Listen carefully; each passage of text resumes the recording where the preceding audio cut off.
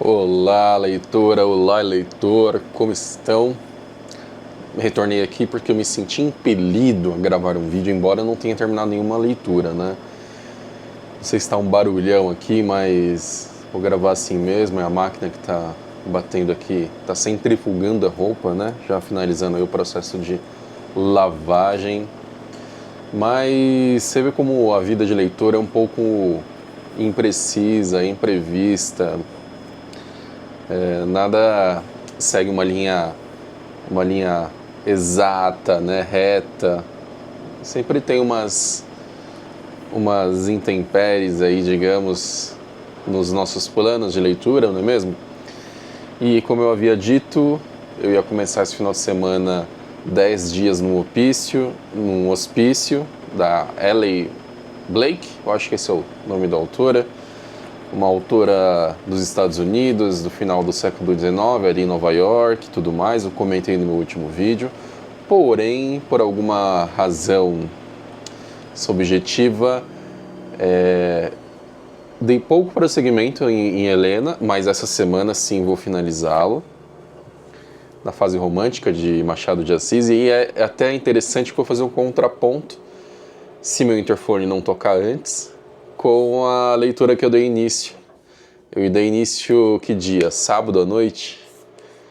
Na verdade, ontem à noite eu comecei Ressurreição de Lev Tolstói, nessa edição aqui da finada Cossack Naif, que eu a tenho desde a época que ainda funcionava e que ainda existia a Cossack Naif, muito antes dela entrar em falência, né? Eu acho que essa edição, inclusive, lá pelos idos de 2013, 2014, eu posso olhar até aqui no colofão, Ó, isso aqui foi de 2010. Eu ainda estava no ensino médio. Ó, tiragem 2000. E aí, mexendo na minha estante, eu comecei a observar que começou a ficar amarelado. E é um livro que eu tenho que colocar numa estante fechada, enfim, ter um cuidado todo especial com ele, a materialidade do livro. Mas era um título de Tolstói que eu ainda não havia lido. Aliás, boa parte da obra de Tolstói eu ainda não li, com exceção de pequenos textos, né? Em especial de Quanta Terra Precisa um Homem, que eu recomendo muito que você leia. Aliás, é um dos textos que, para mim, talvez tenha sido mais significativo para a minha vida. Eu acredito que talvez possa ser muito significativo para a sua vida. E assim, de literatura russa, eu assumo que eu passei boa parte da minha adolescência, início da vida adulta, me embebendo com Dostoiévski, né? Me apetecendo com aquele texto alucinado e inebriante, como posso descrevê-lo? Frenético, né? Uma catarse e tudo mais do Dostoiévski. E nunca me senti muito à vontade de, nossa, eu quero muito ler Tolstói porque sabe? Embora, né, muitas das minhas influências, Torro, enfim, aí depois tem lá aquele filme lá, Na Natureza Selvagem, né, Into the Wild, é muito calcado no Tolstói, né? Embora eu acho que Torro é um pouco antes de Tolstói, na mesma época, eu vou ter que descer agora. Bom, voltei. Tentar voltar aqui a meada, né? O fio da meada. E eu acho que eu estava falando sobre a dicotomia Dostoiévski-Tolstói, né?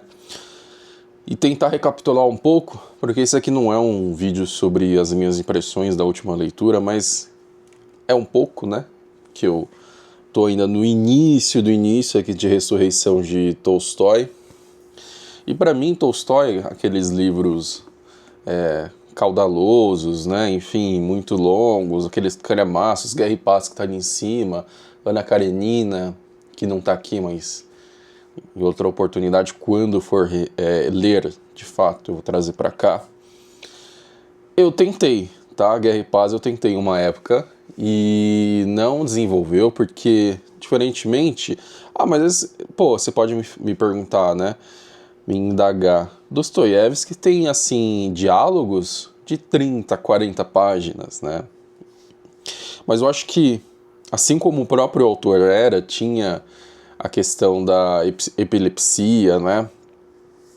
Então, eu acho que os diálogos que existem nas obras de Dostoiévski têm é muito mais frenético do que uma literatura de costumes que eu identifiquei em Tolstói, pelo menos em Guerra e Paz. E talvez acredito que Ana Karenina, que veio em seguida, siga essa toada. Que é uma literatura que vai descrever os costumes ali da nobreza, os pormenores, e muito sutilmente vai desnudando, sabe? De forma muito sutil, vai descrevendo os podres dessa sociedade russa ali do século XIX. Então, não é algo que me fisgou.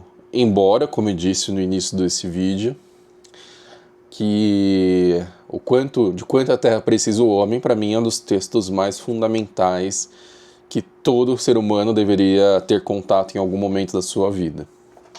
Então, essa foi minha experiência com Tolstói, né, no primeiro momento. Dostoiévski eu tenho contato desde quando eu tinha os meus 15 anos, quando eu li Crime. Aliás, eu li O Idiota. Na verdade, dos calhamaços, O Idiota foi o primeiro que eu li. Só que antes do Idiota eu já tinha lido o primeiro livro do Dostoiévski que eu li na minha vida foi O Jogador. Eu até lembro, estava na estação Carrão, aqui de São Paulo, sentei num daqueles poucos bancos que tem na estação, comecei a ler de forma frenética, sabe? Tipo, como que isso existe, sabe? Foi tipo mind blowing, vum. E eu li da mesma forma que o autor escreveu aquele livro, né? Sabe? Como se eu li assim de um ímpeto. Eu não sei se eu li tudo no mesmo dia, não lembro direito, mas foi uma leitura que eu fiz de cabo a rabo, sabe, em pouquíssimo tempo, que me fisgou de fato. Então, o primeiro livro do Dostoiévski que eu tive contato na vida foi O Jogador. Isso daí faz já 20 anos, acho que uns 20 anos já. E tanto que eu nem lembro muito direito como que é, mas eu lembro o contexto, né? Afinal, a gente, quando fica ficcionado por um escritor, a gente busca sobre a vida dele, quem foi ele, né? Ler a biografia dele, assistir séries sobre a vida dele, como aquela série fantástica que estava até um tempo atrás no streaming, acho que é canal Arte 1, mas isso aí já faz uns 5, 6, 7 anos atrás, que é uma série russa que passa todos os momentos da vida do Dostoiévski de forma fidedigna, de fato aquilo aconteceu. É uma série, é praticamente um documentário sobre a vida do Dostoiévski, mais dramatizado, né? Seriado e tal. Que recomendo muito, não sei se existe ainda esse streaming, como que é, mas busca na internet, tenta um torrent, se você gosta do autor, né? E aí, depois do Jogador, eu fui para outros, né? Gente Pobre. Aí depois eu fui para Noites Brancas, né? Eu acho que foi essa sequência, salvo engano. Aí depois o Sonho de um Homem Ridículo, né? Textos que ali na minha época de adolescência foram fundamentais para determinar quem eu seria como ser humano, não somente a obra de Dostoiévski, mas Toru, como eu disse, né, com Walden, ou A Vida nos Bosques, que também recomendo muito, embora os primeiros capítulos são muito maçantes, muito descritivos sobre como ele vivia de fato lá no Walden e tal, mas vale muito a pena, né? Depois a Desobediência Civil, né, do próprio do Toru, né? Como eu disse, aí me alimentei um pouquinho com Tolstói, com esses textos mais curtos dele, e essa foi minha literatura fundamental da minha adolescência. E aí o primeiro título, já que estou fazendo essa digressão, eu sentei no divã, e essa é uma conversa mais sobre literatura no geral, sobre a literatura que me formou, né, como ser humano, especificamente a literatura russa, porque eu poderia falar sobre o Arthur Conan Doyle, que me formou como leitor quando eu tinha os meus 10, 11, 12 anos. Eu li toda a obra do Sherlock Holmes, né, toda a obra do Arthur Conan Doyle, e fiquei apaixonado pelo gênero romance policial, embora especificamente do Sir Arthur Conan Doyle, né, e não, tanto que eu pouco li da Agatha Christie e tal, então foi especificamente o autor que me encantou muito e me formou como leitor, né. E aí depois o que decantou a minha formação leitora foi Dostoiévski, né? E eu fiquei aficionado, porque a priori também fui uma pessoa muito... eu gosto muito de história, né? Sobre a história das civilizações, especificamente do leste europeu. Para mim não sei se tem ar um pouco de... O que me fisgou foi a questão da história da Segunda Guerra Mundial. A gente vai pesquisando, aí tem uma certa predileção por alguma vertente política, e aí com o tempo, né, eu vou me familiarizando com a história dos russos, de forma que eu identifico que somos muito semelhantes, né, embora quando eu digo isso as pessoas ficam um pouco espantadas, mas como assim, Lucas, Brasil e Rússia tem nada a ver, mas tem muito a ver, na verdade, né, até mesmo em relação à formação da nação russa, é muito semelhante com a história, embora eles tenham uma história muito mais pujante, digamos assim, né, e menos acovardada do que a nossa, eu tenho que assumir isso, mas voltemos a Dostoiévski. Aí eu comecei com os calhamaços, os grandes calhamaços do Dostoiévski. O primeiro foi O Idiota, com o Príncipe Mishkin, que foi determinante, ali eu tinha uns 15 anos mais ou menos. Eu li aquele calhamaço de... Acho que deve ter umas 700... Eu não tô com ele aqui. Tá na casa dos meus pais. Mais 700, 800 páginas, que inclusive é maior do que o Crime e Castigo, né? E que pancada, né? Assim, a gente tem um contato e eu tenho, digamos... Nossa, eu tô ficando muito chateado com essa câmera. Porque qualquer batidinha aqui ela trava, eu tenho que ficar acompanhando aqui na tela para poder ver se de fato tá gravando, mas agora retornando, bem no ímpeto que eu estava começando a falar sobre o Príncipe Mishkin, o Idiota, que para mim é uma das leituras fundamentais da minha vida. E ali quando eu tive contato nos meus 15 anos com, digamos, toda a maldade humana, toda a fatalidade humana, toda a corrupção humana, né? Porque ali a alegoria que Dostoiévski faz em relação ao Príncipe Mishkin, caso você tenha lido ou ainda não, mas caso não tenha lido, já entenda isso como uma antessala à leitura, né? Que ali é uma alegoria como se o Príncipe Mishkin fosse uma mistura de Jesus Cristo com Dom Quixote, né? Então é um pouco quixotesco, embora ao mesmo tempo as qualidades de Cristo, né? Então tem essa... Como que um ser humano dotado de qualidades espetaculares é recepcionado numa sociedade cruel e corrupta e suja e nojenta e, enfim, com toda a podridão que existe na humanidade, enfim. E ali, para mim, aquilo foi um divisor de águas para mim. Só que a pancada veio com Crime e Castigo, né, que eu li em seguida. O Crime e Castigo, que para mim foi fundamental também, como leitura formativa, né. E para mim foi o livro que, quando eu li, eu fiquei doente. Não sei se isso já aconteceu com vocês.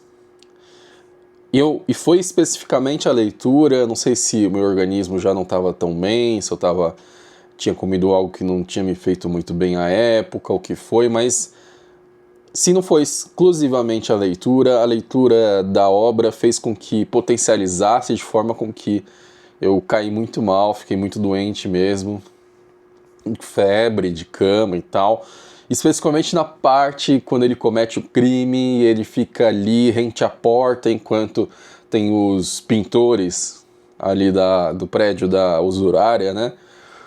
Que começam a bater na porta e ele, apreensivo no primeiro momento ali, com aquela questão de que, bom, se eles Eles não podem saber que aqui estou e, ao mesmo tempo, se eles tentarem entrar aqui, vão descobrir, vão me prender e eu não posso ser descoberto, né? Eu estava em busca do crime perfeito e tal. E ali é quando a gente tem o primeiro baque com as nossas convicções, né? Porque todo jovem tem aquela energia, aquele ímpeto em relação às convicções políticas, sociais, morais, filosóficas, né? Tudo é muito simples, tudo é muito rápido, tudo é muito funcional, basta querer, basta fazer a revolução, né? Mais ou menos assim. E ali a gente tem, né, a questão da digressão em relação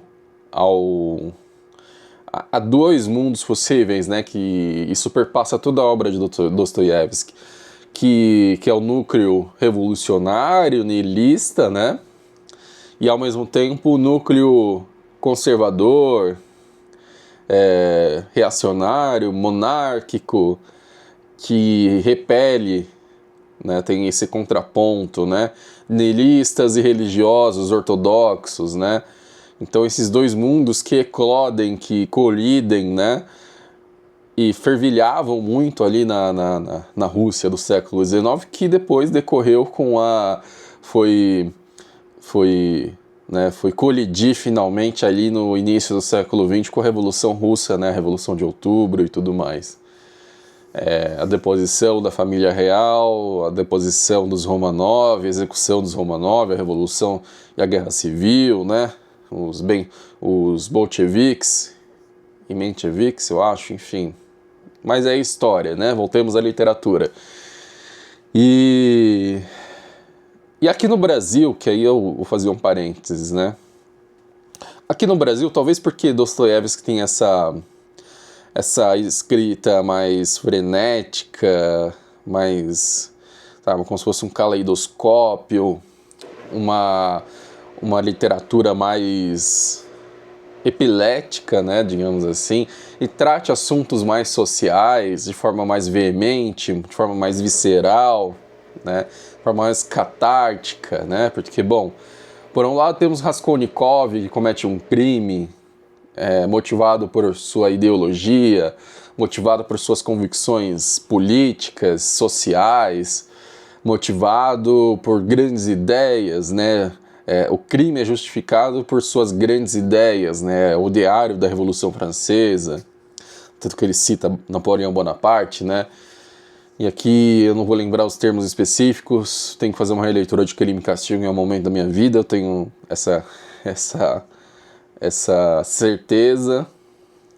Mas ele separa, né, o mundo entre pessoas superiores e pessoas inferiores. Não são esses termos, né? Mas pessoas que, como Napoleão Bonaparte, que elas estão eximidas de responsabilidade dos atos que cometem, porque elas encampam um ideário, um ideário revolucionário que vai transformar o mundo, enquanto essas pessoas de castas inferiores estão apenas impedindo que essa natural evolução ocorra. Elas estão apenas são empecilhos para que a justiça social de fato aconteça, para que grandes mudanças sejam erigidas, né? Então, é mais ou menos nesse cenário que se compõe o enredo de Crime e Castigo, e o que idealiza, né, Raskolnikov cometer um crime, né? Crime e Castigo. E qual é o castigo? Leia Crime e Castigo para você entender qual é o castigo de Rodion Raskolnikov, né? Enfim, então esses personagens, e aí voltando, né, à questão do Dostoiévski aqui no Brasil, até ali meados de 2015, Dostoiévski era lido muito por pessoas de esquerda.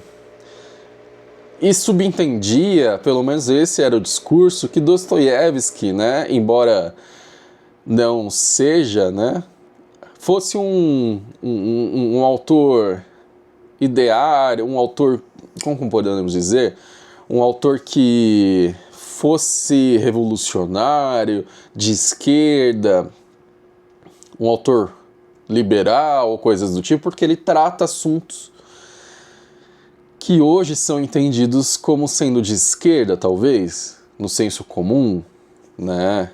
Ele olha para o miserável, ele olha para a pessoa menos favorecida, para a prostituta, para o alcoólatra, para o órfão, sabe? E expõe essas mazelas sociais em um contexto russo do século XIX, ainda extremamente atrasado para o contexto europeu, né? Afinal de contas, ainda a Rússia era extremamente agrária, extremamente enrijecida no seu esqueleto nobiliárquico, no seu esqueleto estatal, né? E muito em torno do poder centralizado nas mãos do czar e tudo mais. E assim, e as pessoas, né, ainda tinha servidão até, eu acho que a década de 1860, salvo engano, ou 1870, ou seja, na época que os grandes calhamaços, os grandes cânones da literatura russa do século XIX estavam sendo escritos, né? E aí até 2015, mais ou menos, não sei se por falta de estofo, por falta de leitura, ou por uma verve de tentar aproximar esse autor para suas convicções pessoais, Dostoiévski era um autor extremamente popular entre os russos no Brasil, né? Salvo engano, não sei se junto com Tolstói, ou se é o único autor russo que tem toda a sua obra ficcional traduzida diretamente do russo, né? Então, no Brasil se lê muito Dostoiévski, e muito em parte por causa dessa convicção de que Dostoiévski seria uma bengala, não uma bengala, mas um suporte para determinados discursos mais próximos à esquerda. E o autor em vida não era um autor liberal, não era muito pelo contrário, né? E o Dostoiévski é um autor que ele é complexo e não se encaixa nas classificações atuais, nos adesivos, né, nas etiquetas, nos catálogos de ideologias que existem hoje atualmente, que são muito limitados, né? Porque Dostoiévski era um autor que, a priori, ele participou daquele círculo de Petrachevsky, eu acho que eu errei o nome, desculpa com os nomes russos, tá?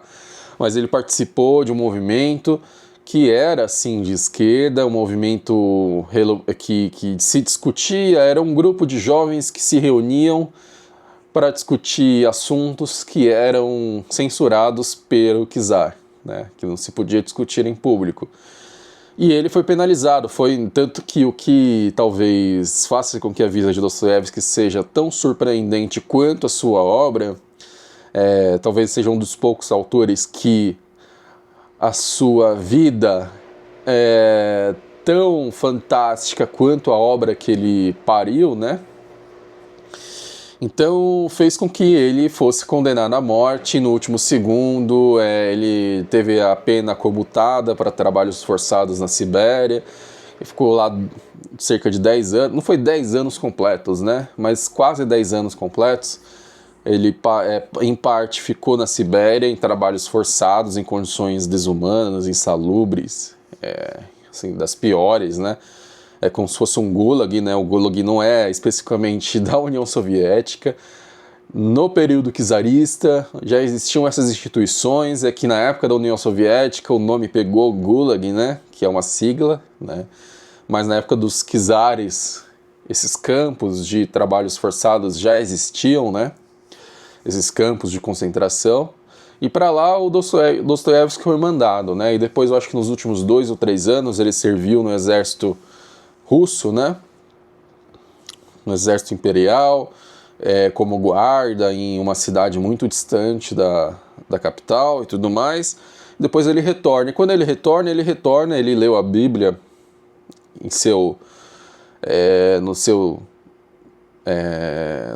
no período que ficou degradado, né? Então, no seu degredo, né? Eu acho que esse é o termo. Ele leu a Bíblia e formou, né? Ele foi constituindo uma nova visão sobre o mundo e sobre as coisas e sobre o universo russo, né? e o caminho que a Rússia deveria tomar, porque a literatura do século XIX na Rússia é toda a discussão sobre o que a Rússia deveria ser, né? Então, depois que você vai tendo contato com outros autores e vai entendendo o que acontecia e fervilhava na Rússia do século XIX, você vai entendendo que a discussão, mais ou menos, é para onde a Rússia deve ir, né? Quem nós somos, quem é o povo russo, que era uma discussão que já vinha ainda do século XVI, século XVII, com a Catarina Grande, com Pedro Grande, né, que tentou modernizar a Rússia, trazendo elementos mais europeus, porque eles se entendiam como bárbaros, né, que deveria estar mais próximo de países como França, Inglaterra, Alemanha, trazer esses elementos navais, militares, artísticos na literatura. Então, no século XIX, tem uma Rússia muito afrancesada, né, com a nobreza tentando se espelhar na nobreza francesa. Então, a discussão era os que eram muitos grupos, né, mas podemos dividir em dois grandes núcleos, como eu já disse, o núcleo dos revolucionários, nihilistas, e o núcleo dos religiosos, ortodoxos e conservadores, né? Então tinha esses dois universos. Ao final e ao cabo, nós sabemos qual venceu no início do século XX, ou em parte o qual venceu, né? Porque depois teve a dissolução da União Soviética e hoje nós temos. Então é uma discussão que a gente pode fazer em outro momento, né? Que independentemente da ideologia que domina o Estado russo, existe algo maior do que essas ideologias, que é o espírito russo, né, digamos assim, que perpassa, independentemente se é a época dos czares, a época da União Soviética, se é a época da República Russa, da Federação Russa.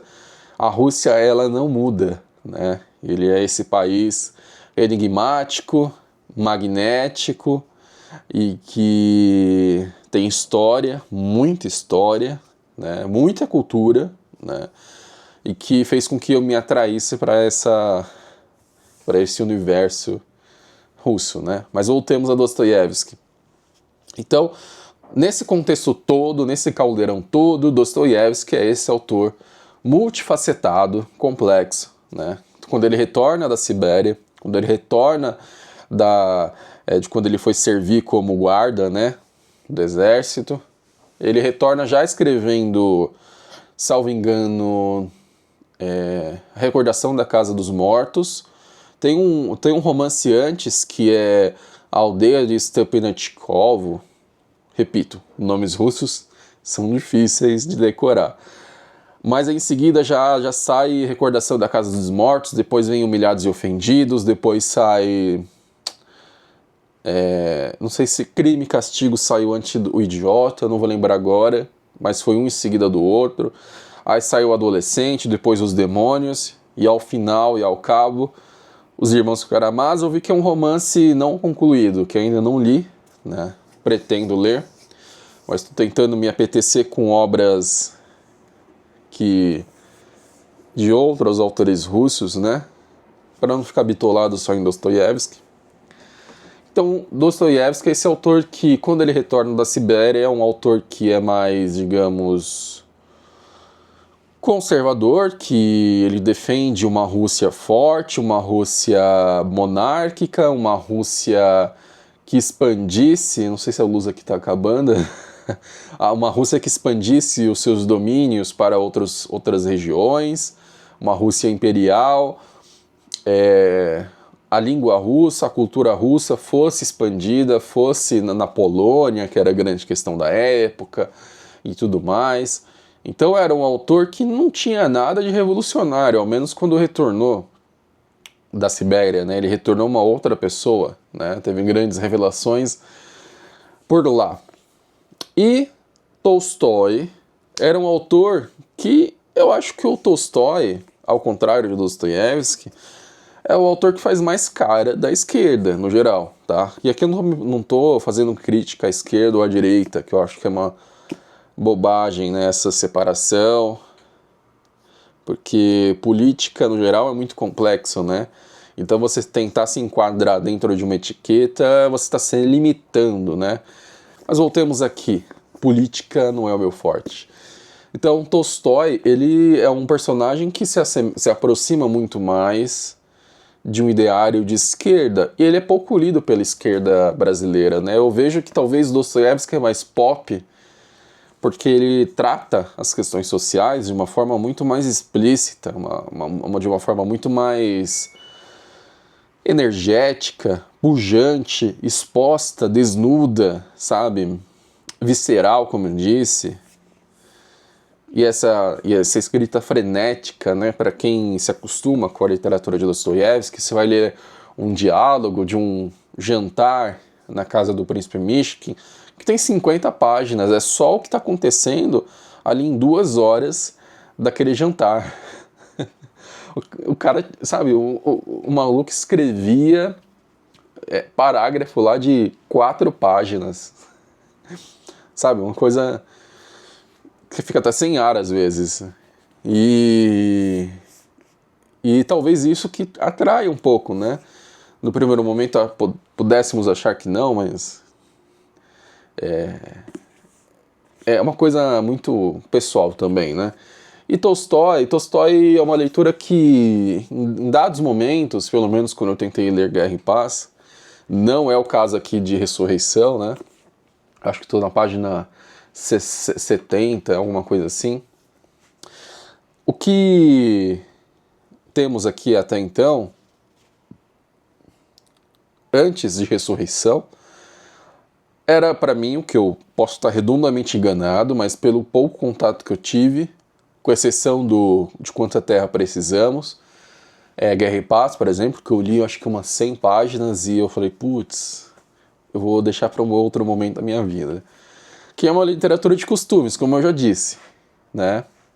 E aqui, em Ressurreição, você vê um autor muito mais sucinto, um autor muito mais visceral, um autor muito mais direto, objetivo, claro, concreto, que posso mais designá-lo aqui como um autor mais próximo do que... Eu não posso assemelhar com a vertente de Dostoiévski, com o estilo de Dostoiévski, porque aqui é um autor mais sucinto, né? Embora quantas páginas? Tem aqui 400 páginas. É sucinto para o contexto da literatura do século XIX russo, né? Mas eu acho que é um autor aqui que ele é muito mais... Eu consigo enxergar autores mais próximos de Ressurreição, como Franz Kafka, como...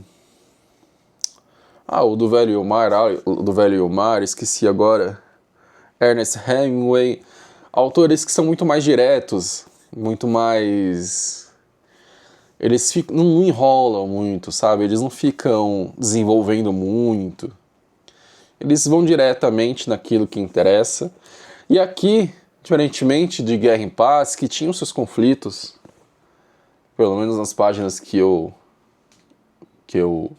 desnudei com a minha vista, né?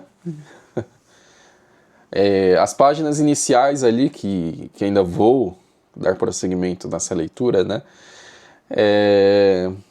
Lá a gente tem uma coisa mais assim, dissimulada, digamos assim, muito mais apaziguada, você nas entrelinhas.